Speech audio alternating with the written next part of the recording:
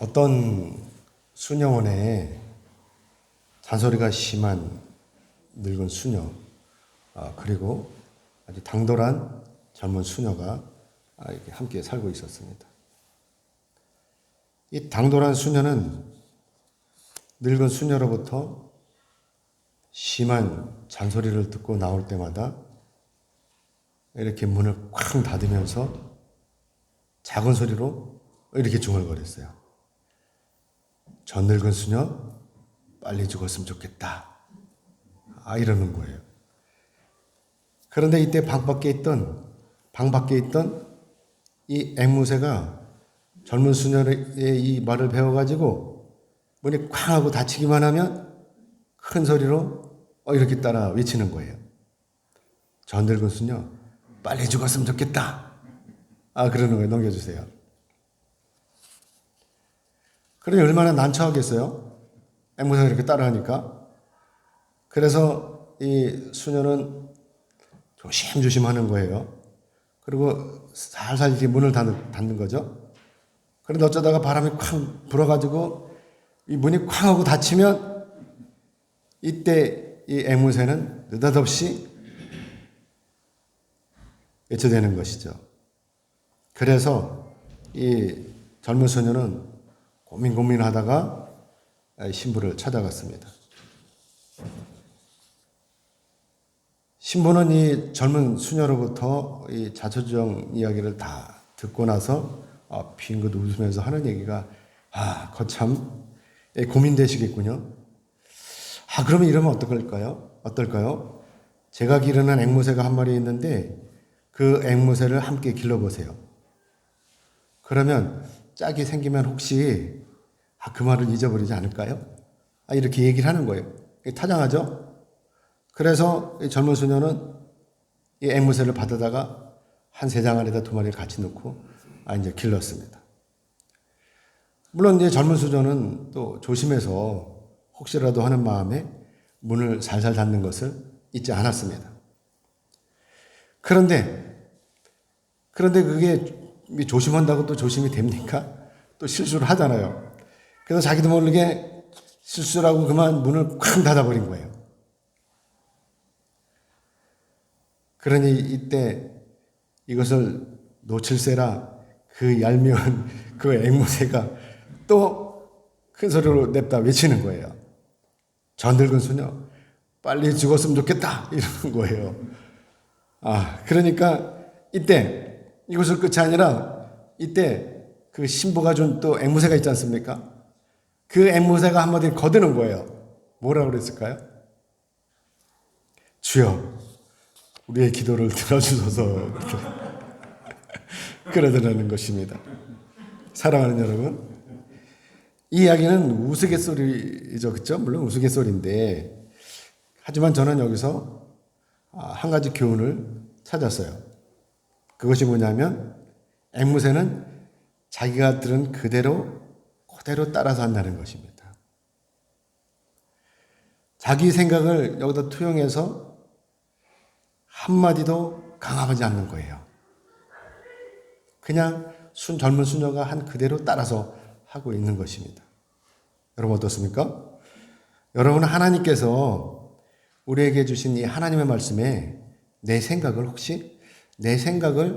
조금이라도 투영해서 강함하지는 않고 계십니까? 이거는 아니야. 아무리 그래도 이건 아니야. 그래도 내가 하는 게 옳을 거야. 이렇게 하시지 않으십니까? 오늘 본문 5절의 말씀 보면 사도들이 예수님께 이렇게 부탁을 하고 있습니다. 우리에게 믿음을 더하소서 라고 이렇게 부탁을 하고 있죠. 사랑하는 여러분, 여기서 사도들이 예수님께 간청하면서 자기들의 믿음을 더해달라고 간청하고 있어요. 그럼 우리는 여기서 사도들이 자기들에게 믿음을 더해달라고 하는 것을 보면 이들에게는 믿음이 조금이라도 있다는 것이죠. 그러니까 더해달라고 하는 거 아니겠습니까? 아예 없으면 믿음을 달라고 그럴 텐데 더해달라고 하지 않습니까? 자, 그러면 이들이 예수님께 나와서 이렇게 믿음을 더해달라고 간청하는 이유가 무엇일까? 라고 하는 것을 우리 생각해 보고자 합니다. 그래서 오늘 본문 앞에 있는 말씀을 다시 짚어보자는 것이죠. 오늘 본문 앞에 보면은 이 누가복음 16장에서는요. 우리가 계속 말씀을 나눴잖아요. 이 나눔에 대한 말씀이 있죠. 그러고 나서 17장에 들어와서 이 앞부분에 용서에 대한 말씀을 하십니다. 누가복음 17장 1절에 4절의 말씀을 보면 여기서 예수님께서 두 가지를 말씀하시는데 그 첫째는 뭐냐? 바로 믿음에 대해서 믿음의 형제들을 어떻게 하라고? 실족시키지 말라고 이렇게 말씀을 하는 것을 우리가 볼 수가 있죠. 다시 말씀을 드리면 오늘 교회 안에서 신앙이 온전치 못한 이 성도들을 실족시키지 말라고 하는 말씀인 것입니다. 예수님의 말씀은 우리가 오늘 가슴 깊이 새겨야 대한 아주 중요한 말씀인 것이죠. 우리 사모가요, 옛날에 교회를 개척하고 병원 전도를 하다가 간암으로 고생하는 분을 만났어요. 그래서 사모는 그분을 전도하려고 무전에 애를 썼죠. 그런데 나중에 알고 보니까 그분이 크리스천이었다는 거예요. 그런데 그분이 교회에서 상처를 받아서 교회에 나가지 않고 있다는 것입니다. 참 안타까운 일이에요. 그래서 그 이유를 알아봤더니 이 자신이 다니던 교회에서 사기를 당했다는 거예요. 사기를. 빚보증을 잘못 써준 것이죠. 그래서 평생 수고해갖고 장만했던 그 집을 날려버린 거예요. 빚보증 잘못 쓰는 바람에. 어쩌면 지금 이 사람이 앓고 있는 이 병도 이 사건으로 말미암아서 비롯된지도 몰라요. 그렇죠? 얼마나 속상했겠습니까? 평생을 아등바등해서 남편도 없이 모은 그 재산을 그 사람한테 다 보증 잘못 쓰는 바람에 다 날려버렸으니 이 병이 안 생기겠습니까? 그래 어떻게 했어요? 이분은 교회에 교자만 들어도 치가 떨린다는 거예요. 아무튼 그럼에도 불구하고 사모는 계속 찾아갔어요. 그분은 안타깝고 불쌍하니까 계속 찾아가서 기도를 했죠. 기도도 해주고 저한테 기도도 부탁하고. 예, 그래서 저도 이제 하루는 그분을 찾아갔어요. 차를 들고 우리 집사람과 같이 차를 가지고 찾아가서 그분을 나오라고 그래서 집에 못 들어가니까 나오라고 그래서 차 안에서 안수를 해줬어요. 근데 그분이 죽음에 대한 공포를 너무나 크게 가지고 있더라고요. 그래서 설명을 해줬어요. 죽는 것은 우리가 천국에 들어가는 관문이다. 우리가 죽지 않으면 절대로 천국에 들어갈 수 없다. 그러니까 우리가 죽는 것은 천국에 들어가는 그 대문을 통과하는 것이다. 이렇게 설명을 해줬어요. 그러니까 두려워하지 말라. 이렇게 얘기를 해줬습니다. 그래서 그분이 우리 교회 건축을 하고 나서 한번 나왔었어요. 그런데 이내 지금까지도 교회 나오지 못하고 있습니다. 물론 이분의 이 병이 악화되기도 했어요. 그렇죠? 악화되기도 했지만 결정적인 이유는 뭐냐? 그분의 딸이 교회를 못 가게 한다는 것입니다. 간호하고 있는 그 엄마를 간호하고 있는 그 딸이 절대로 엄마를 교회 못 가게 하는 거예요. 왜 그러냐? 그분의 딸도 피해자거든요. 그분의 딸은 신앙이 없는 피해자인 거예요. 사랑하는 여러분 어떻게 생각하십니까? 이분에게 사기를 친 그 사람이 분명히 이분을 실족하게 한 사람 맞는 것이죠. 그렇죠? 그래서 예수님께서 이렇게 말씀을 하시는 거예요. 누가복음 17장 2절의 말씀인데 우리 같이 볼까요? 앞에 있는 우리 본문 앞에 있는 누가복음 17장 2절의 말씀을 같이 읽겠습니다. 시작. 그가 이 작은 자 중에 하나를 실족하게 할진대 차라리 연자맷돌이 금옥에 매어 바다에 던져지는 것이 나으리라. 아멘. 넘겨주세요. 이렇게 연자맷돌에 달아서 바다에 던져지는 게 낫다고 하는 것이죠. 예수님 말씀처럼 우리 성도 중에서 아직 믿음이 연약한 이 성도를 실족하게 하는 것은 분명한 죄인 거예요. 그렇죠? 그래서 벌을 받는 것이 마땅한 것이죠.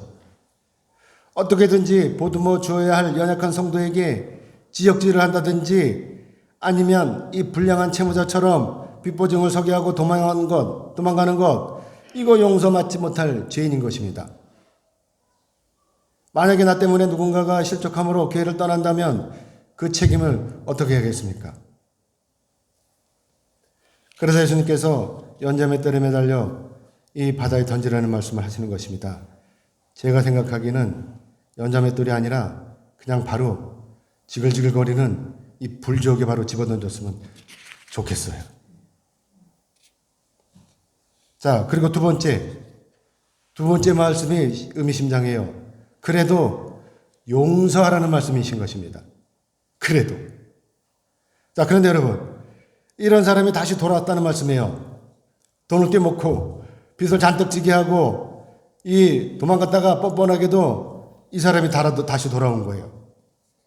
빚보증을 서는 바람에 빚더미에 올라앉아서 모든 재산을 다 탕진하고 날마다 빈털터리로 겨우 생기도 유지할까 말까 하는 이런 어려운 상황 속에 있는데, 그런데 이 사기꾼이 뻔뻔하게도 다시 돌아왔다고 하는 것입니다. 그러면 여러분이라면 이때 어떻게 하시겠습니까?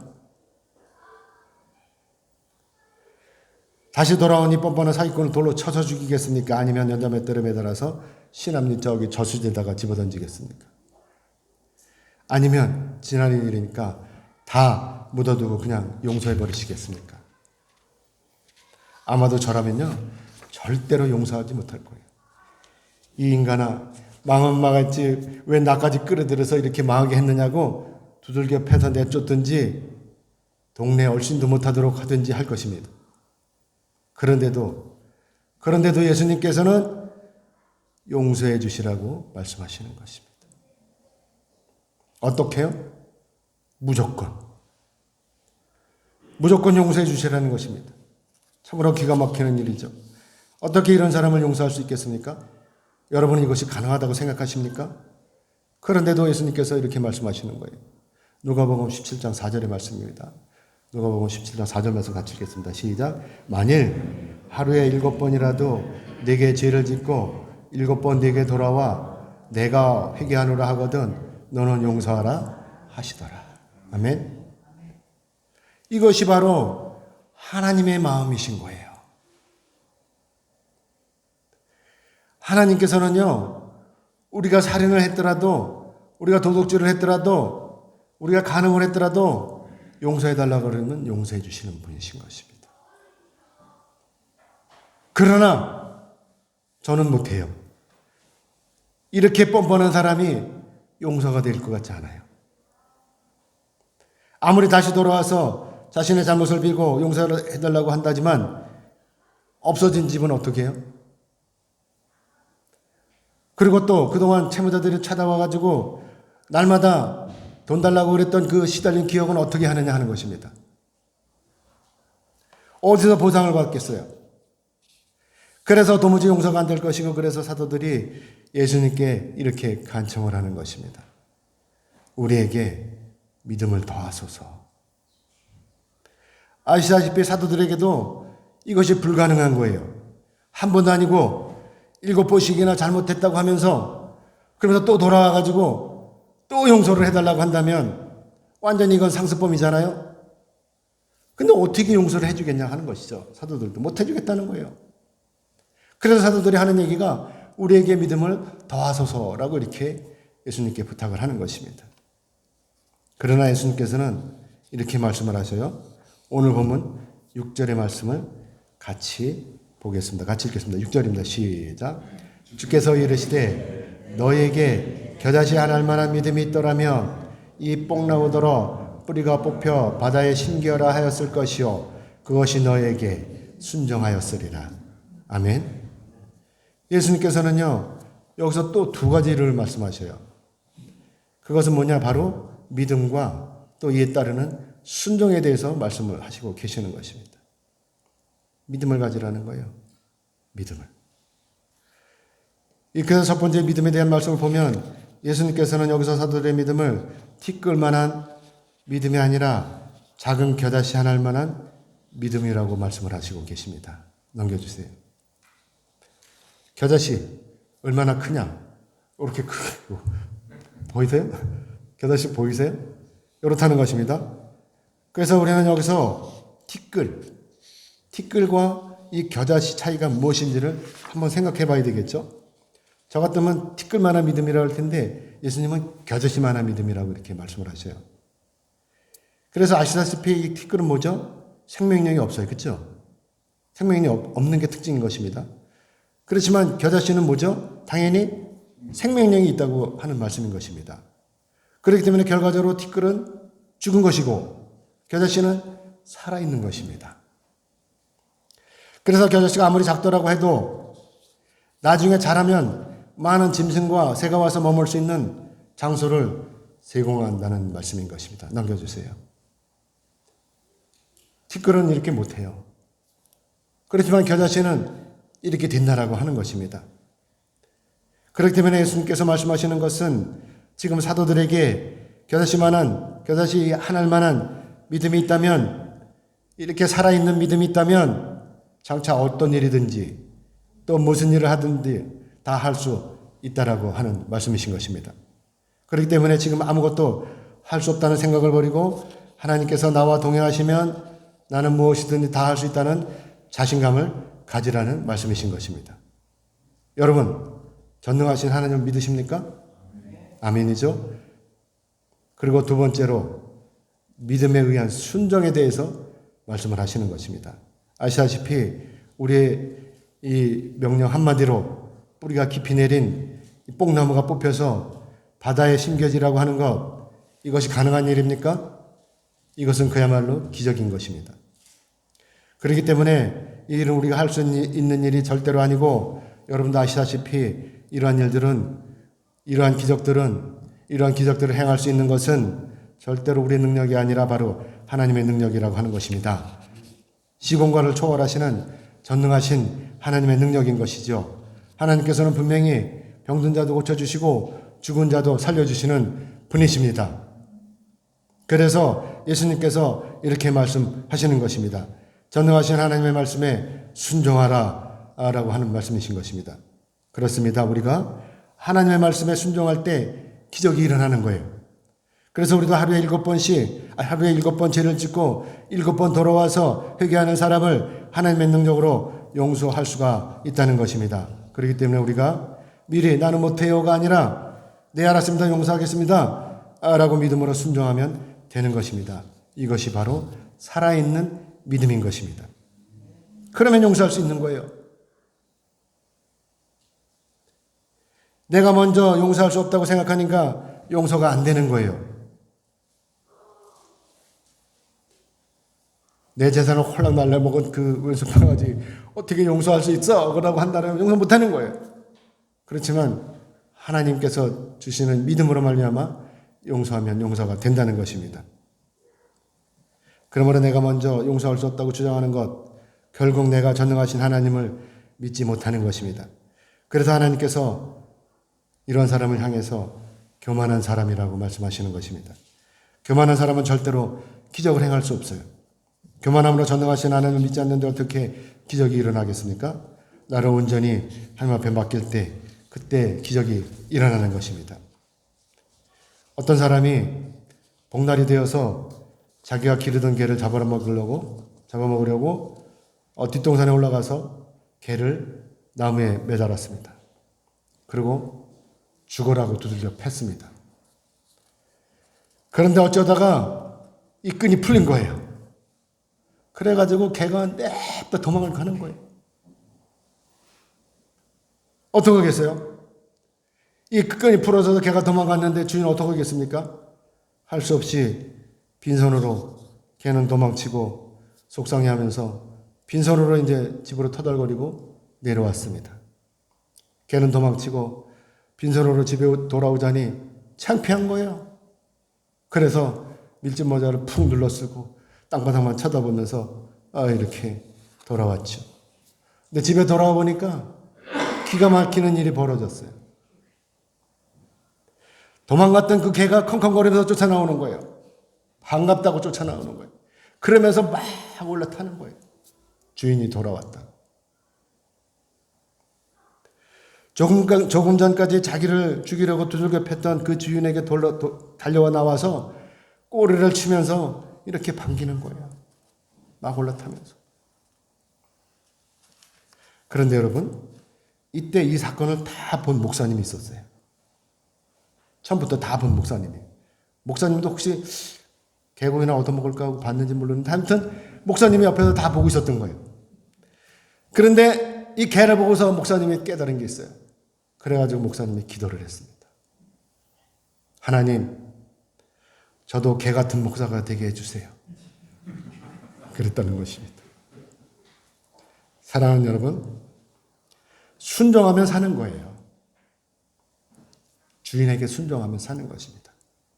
저는 그 개를 주인이 또 잡아먹었다는 소리 못 들었어요. 하나님을 향한 믿음의 순종이 나를 구원하는 것입니다. 그래서 순종하는 개를 보고 목사님이 이렇게 기도한 거예요. 개 같은 목사가 되게 해달라고.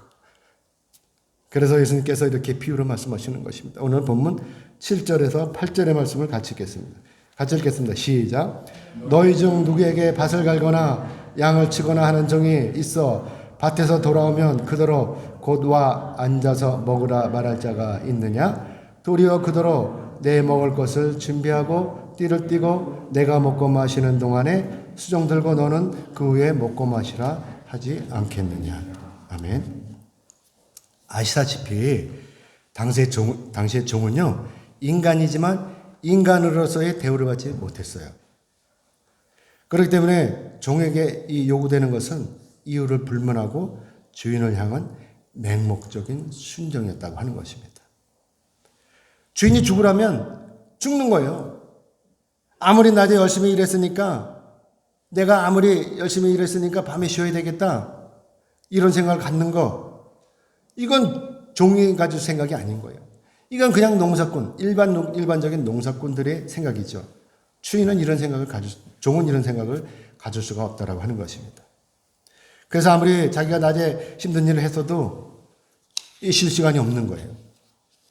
그리고 또 배가 아무리 고파도 자기 배를 채울 시간이 없는 거예요. 그저 주인의 명령에 따라 순종하면 되는 거예요. 마치 앵무새가 늘 그랬던 것처럼, 또 신나게 두들겨 맞고 죽을 지경에서 이 주인을 반기는 이 개처럼 종은 자기 자신의 주어진 그 임무에 충실하면 되는 것입니다. 먹으라면 먹고 쉬라면 쉬고 자라면 자는 거예요. 이게 종인 것입니다. 그런데도 감히 종이 주인에게 핑계를 대고 이유를 대는 것, 이건 죽으려고 자기 목숨을 내놓는 거예요. 그래서 예수님께서 이렇게 말씀을 하시는 것입니다. 오늘 본문 9절의 말씀 같이 읽겠습니다. 시작. 명한대로 하였다고 종에게 감사하겠느냐? 주인은 주인일 뿐이에요. 주인은 종에게 시키는 것으로 모든 것이 끝나는 거예요. 그렇기 때문에 주인이 종에게 잘했다고 칭찬하는 일도 또 감사하는 일도 없을 것입니다. 당시 종인은 인간이 아니라 재산에 불과했어요. 그렇기 때문에 자신이 아무리 낮에 열심히 일을 했더라도 밤에 주인이 일을 시키면 또 그 일을 감당해야 하는 것입니다. 종으로서는 낮에 열심히 일을 했기 때문에 엄청 배가 고플 거예요. 아니겠습니까? 얼마나 배가 고프겠습니까? 허기어져서 쓰러질 것 같을 거예요. 그런데도 주인은 자기들끼리만 먹고서 종에게는 쉬란 말은커녕 오히려 자기들의 시중을 들라는 것입니다. 여러분, 배고플 때 맡아지는 이 기름진 음식 냄새가 어떻겠습니까? 아마도 종의 눈이 뒤집힐 것 같을 거예요. 오늘 같으면 살이라도 날 거예요. 그렇죠? 만약에 여러분은 낮에 나가서 열심히 시켰는데 들어와서 또 시중을 들라 그러면, 그것도 밥 먹는 시중을 들라 그러면 얼마나 속상하겠습니까? 속이 뒤집힐 거예요. 그래서 오늘날 같으면 살인이라도 날 거예요. 인권유린이라고 아우성을 치고 이 노제에서도 난리가 날 거예요. 광화문에 뛰쳐나가가지고 차를 못 다니게 하고 그저 밤낮으로 데모를 할 거예요. 그러나 당시에는요, 인권도 없었어요. 노조도 없었어요. 그렇기 때문에 아무리 부당한 대우를 받아도 어쩔 수 없는 거예요. 그래서 짐승처럼 주인이 주는 대로 받아 먹으면 되는 거예요. 이게 종인 거예요. 그런데 사랑하는 여러분, 예수님께는 여기서 또 우리에게 이렇게 말씀을 하셔요. 하나님 앞에서 종의 삶을 살아라 라고 말씀하시는 것입니다.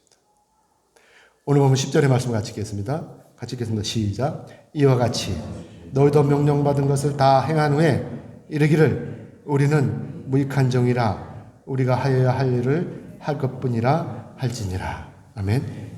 물론 예수님의 이 말씀은 여러분도 아시다시피 지금으로부터 약 몇 년 전? 2000년 전의 말씀인 것입니다. 굳이 오늘날 우리 역사로 따져보면 우리 역사를 쭉 거슬러 보면 언제냐? 삼국시대. 신라 고구려 신라 백제 이때 때입니다. 그렇기 때문에 오늘 많은 사람이 그런데 어떻게 우리에게 이 말씀을 적용할 수 있느냐라고 반문할 수도 있어요. 또 첨단 과학의 시대에 가닥치 않은 말씀이라고 항변할 수도 있습니다. 그때랑 지금이랑 똑같냐라고 할 수도 있죠. 그러나 사랑하는 여러분 예수님 믿으십니까? 믿죠? 나를 죄와 사망에서 구원하신 그 예수님을 믿죠? 아멘. 그리고 천지의 우주 만물을 말씀으로 창조하신 전능하신 하나님을 믿죠? 아멘.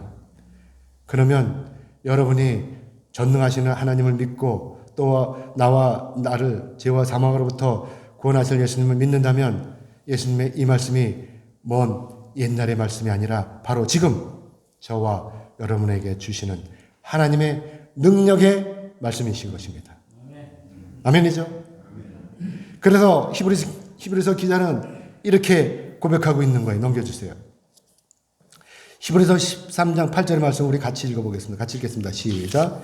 예수 그리스도는 어제나 오늘이나 영원토록 동일하시니라. 아멘. 그러므로 저는 무익한 종이기 때문에 제가 할 수 있는 것은 아무것도 없습니다. 라고 이렇게 고백할 때 그때 6.25 동란 때 손양 목사님께 역사하셨던 그 하나님께서 오늘날 저와 여러분에게도 똑같이 역사하시는 것입니다. 자기 아들을 죽인 이 살인범을 양자로 삼을 수 있도록 역사하셨던 그 하나님의 능력이 오늘날 믿음으로 순종하는 저와 여러분에게도 똑같이 동일하게 역사하시는 것입니다. 아멘이죠? 나는 할 수 없어요. 그렇지만 그럼에도 불구하고 나는 하나님의 말씀에 믿음으로 순종하는 것입니다. 그러면 하나님께서 나와 동행하심으로 나에게 기적을 일으키시는 것입니다. 다윗이 믿음으로 나아갈 때 골리앗을 넘어뜨렸습니다. 사도 바울이 믿음으로 나아갈 때 하나님의 나라가 확장이 되었습니다. 그래서 오늘날 복음이 우리에게 들어온 것입니다.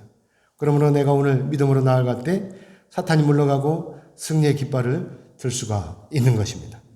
그러므로 오늘날 저와 여러분에게 요구되는 것은 바로 하나님의 말씀에 믿음으로 순종하는 것입니다. 아멘이죠?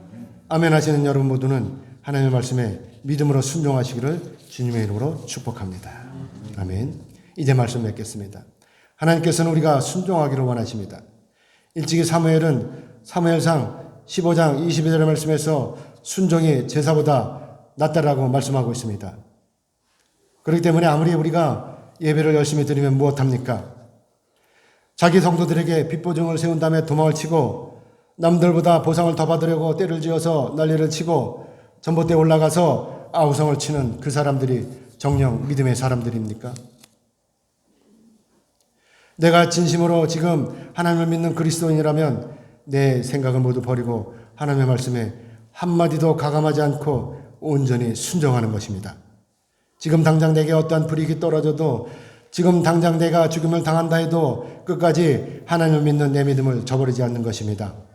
마구잡이로 자기 때려서 죽이려 했던 그 주인을 반기는 개처럼 다니엘의 세 친구가 기꺼이 풀무불에 들어가고 다니엘이 기꺼이 사자굴에 들어갔던 것처럼 전능하신 하나님께서 기필코 나를 구원하실 것을 믿고 순종하는 것입니다. 그리하지 아니하실지라도 하나님께서 나를 구원하시지 아니하실지라도 내가 믿는 이 믿음을 저버리지 않고 끝까지 신앙을 지키는 것입니다. 이것이 바로 하나님을 향한 저와 여러분의 순종인 것입니다. 그러므로 사랑하는 여러분, 우리가 마지막 날에 하나님 앞에 드릴 말씀 바로 이 말씀입니다. 저는 무익한 종입니다. 그러므로 내가 할 일을 한 것뿐입니다. 아멘입니까? 아멘 하시는 여러분에게 하나님의 은혜와 은총이 충만하시기를 주님의 이름으로 축복합니다. 아멘. 기도하겠습니다.